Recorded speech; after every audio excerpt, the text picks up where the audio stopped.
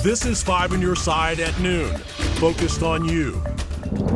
We begin this noon hour with the all-important Mardi Gras weekend forecast. Here's a look at current conditions at Forest Park. Sunny but very cold. Warmer temperatures are on the way as those beads begin to fly. Thanks so much for being here. I'm Kay Quinn in the Weather Center with Gary Frank. It's going to be a cold start to the parade tomorrow, but we're warming up. We're tossing beads. Are you going to toss some with me? Yeah, I'll toss some with you. Here we go.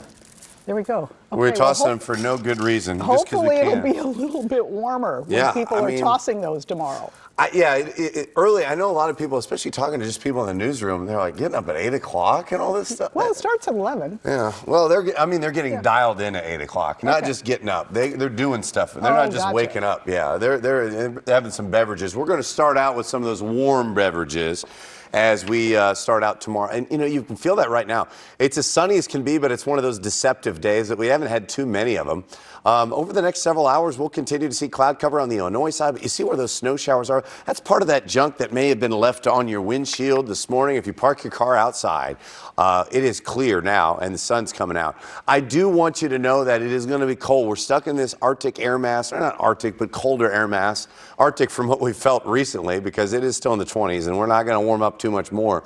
Wind is just out of the northwest at 10 miles an hour. It makes a difference. It feels like it's in the teens. The next 12 hours, we're not going to get to 40.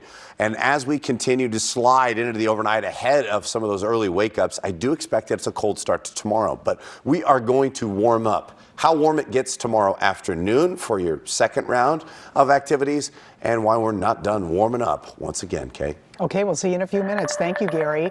We're following a developing story in St. Charles County today. A 16-year-old girl killed in an overnight crash. Police say 5 other teens were in the car when it crashed at Highway B and Newtown just after 1:30 this morning. No word on the conditions of the other 5. We do know they've all been taken to trauma centers. We have a reporter gathering information on this story. We'll have a full report on 5 on your side at 4. Also developing today, a man is dead after being hit by a truck in St. Clair County. Happened yesterday evening on Collinsville Road, just west of State Park.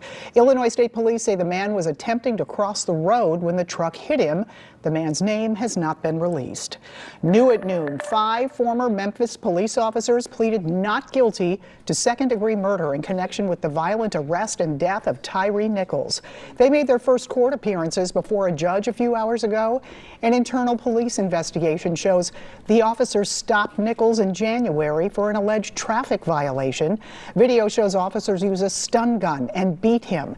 Nichols later died of the injuries he suffered in that altercation. Pennsylvania Senator John Fetterman has checked himself into a hospital for clinical depression. A statement from the Senate says Fetterman's experienced depression on and off in his life, but it had become severe in recent weeks. His hospitalization comes after a rough year. He suffered a serious stroke last May.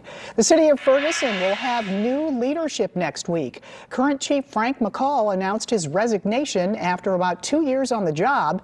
He says he'll step down next week.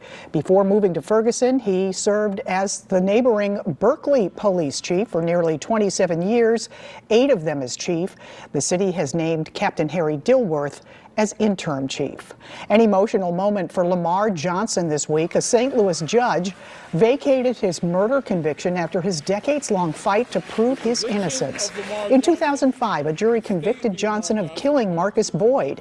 Since then, Johnson exhausted every legal opportunity to prove his innocence until a new law let the St. Louis Circuit Attorney file a motion for a new hearing.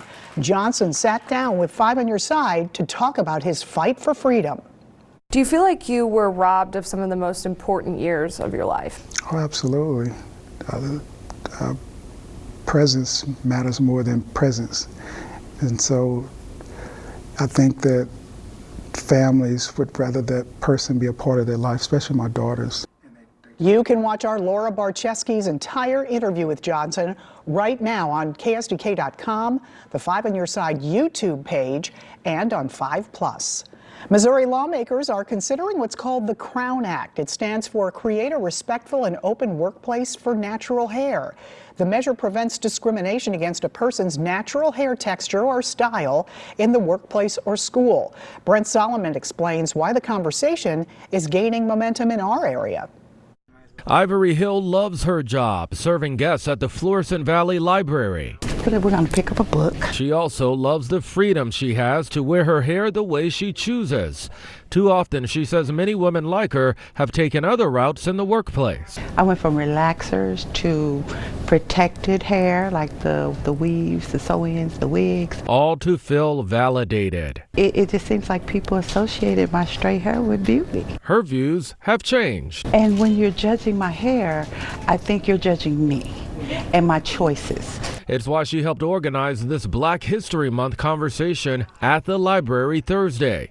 People celebrating the freedom of expression through hair. Today we're going to have a deep dive into our natural hair journey. It comes as President Biden has expressed his support for making the Crown Act a national law. Last year, Illinois incorporated the Crown Act into state law. Minnesota just approved it. In 2021, St. Louis Mayor Tashara Jones made it a city law. Next week, a Missouri House committee will take up the issue. But sometimes, especially for work, it was like, I'm wearing this hair for everyone else. Now, 31-year-old Brianna Isom Brummer has ditched the straight look for dreadlocks. To be authentic to myself and to my, the love for my hair, that's part of it, is for it to be sometimes a little frizzy, a little out of the norm. I don't really care at this point, if people think it's presentable or not, because I love the way that my hair looks, and I think that it looks perfect, and it's always looked professional in my eyes. Women with natural hair should be celebrated. It should not be a discussion. It's just hair. Right now, the soap brand Dove has an online form to fill out if you'd like to have your lawmakers consider adopting the Crown Act into law.